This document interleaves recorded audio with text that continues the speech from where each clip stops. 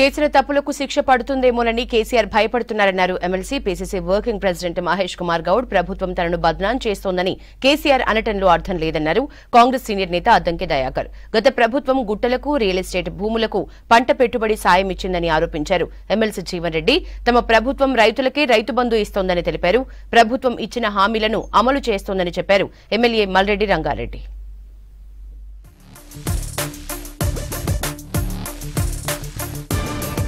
మాజీ సీఎం కేసీఆర్ కు భయం మొదలైందన్నారు MLC PCC working president Mahesh Kumar Goud. చేసిన తప్పులు బయటకు వస్తాయని, తప్పులకు శిక్ష పడుతుందేమో అని కేసీఆర్ భయపడుతున్నారన్నారు. విద్యుత్ విచారణ కమిషన్ కు 12 పేజీల లేఖ రాశారని, అదేదో కమిషన్ ముందు వెళ్లి చెప్పొచ్చు కదా అని ప్రశ్నించారు. గత ప్రభుత్వ అక్రమాలు బయటకు రావాలని, కేసీఆర్ విచారణకు సహకరించాలని సూచించారు మహేష్ కుమార్ గౌడ్. విద్యుత్ కొనుగోలులో నిజంగా కూడా కేసీఆర్ ప్రమేయం లేకుంటే ఈ 12 పేజీల లేఖ అయితే జస్టిస్ నరసింహారెడ్డి గారికి రాసినారో అదే 12 పేజీల లేఖ రాసి మీ తప్పిదం లేదు దీంట్లో నిరూపించుకునే ప్రయత్నం ఎందుకు చేయట్లేదు? మీరు మళ్లీ సెంటిమెంట్ ని రాజేసి మీరు తెలంగాణ వాళ్ళ మీద ఎలా ఎంక్వైరీ చేస్తారని, విచారణ చేస్తారని భయపెట్టే ప్రయత్నం కేసీఆర్ చేస్తున్నట్టు కనబడతా ఉంది. తప్పకుండా చర్యలు ఉండాల్సిందేది ప్రజలు కోరుకుంటున్న విషయం. విద్యుత్ కొనుగోళ్లపై విచారణలో కేసీఆర్ తనను ప్రభుత్వం బద్నాం చేస్తుందనడంలో అర్థం లేదన్నారు కాంగ్రెస్ సీనియర్ నేత అద్దంకి దయాకర్. విచారణ సజావుగా సాగనివ్వాలని కేసీఆర్ కు రిక్వెస్ట్ చేశారు.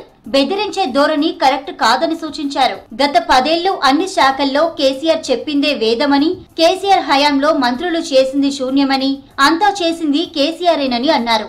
ఇప్పుడు విచారణలో పేరు రాగానే ఎందుకు ఇబ్బంది పడుతున్నారని ప్రశ్నించారు అద్దంకి. కేసీఆర్ గారు వారి పేరు ఎంక్వైరీలో వచ్చిందనో లేదంటే ఏ స్కామ్ లో ఉన్నదో అని బాధపడడంలో అర్థం లేదు అని నా భావన. ఎందుకంటే అంతా మీరే చేశారు అనేది అన్ని డిపార్ట్మెంట్లో మినిస్ట్రీస్ ఉన్నారు, తర్వాత వివిధ డిపార్ట్మెంట్స్ ఉన్నాయి. అన్నిట్లలో కూడా మీ ప్రమేయం లేకుండా ఏది జరిగినట్టుగానైతే ఇన్ని ఎంక్వైరీస్ లో చూస్తుంటే ఎక్కడ కూడా అంతా మీరే అయినారనేది చర్చ. సాగు చేసే రైతులకే రైతు బంధు ఇవ్వాలన్నారు కాంగ్రెస్ ఎమ్మెల్సీ జీవన్ రెడ్డి. గత ప్రభుత్వం గుట్టలకు, రియల్ ఎస్టేట్ భూములకు, బీడు భూములకు పెట్టుబడి సాయం ఇచ్చిందన్నారు. జగిత్యాలలో అక్రమ నిర్మాణాలపై అధికారులు చర్యలు తీసుకోవాలన్నారు. పంజాబ్ ప్రజలిచ్చిన తీర్పుతో మోదీకి కనువిప్పు కావాలన్నారు Jeevan Reddy.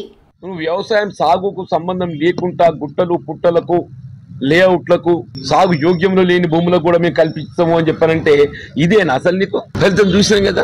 Definitely there must be some ఏదో ఒక విధమైనటువంటి ఒక కొలత పద్ధతి అనేది ఉండాలంటున్నా. ఇవాళ కేంద్ర ప్రభుత్వం ఉన్నది ఉదాహరణకు, వాళ్ళు ఏం చేస్తుండ్రు, ఒక రైతుకు 6,000 ఇస్తున్నారు. కమతాన్ని కూడా ఇస్తలేరు వాళ్ళు.